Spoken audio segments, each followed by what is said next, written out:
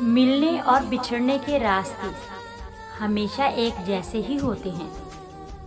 बस फर्क सिर्फ इतना है कि मिलने में मुद्दतें लग जाती हैं और बिछड़ने में लम्हे। अंदाजे से न समझो किसी इंसान की हस्ती को। ठहरे हुए दरिया अक्सर गहरे हुआ करते हैं।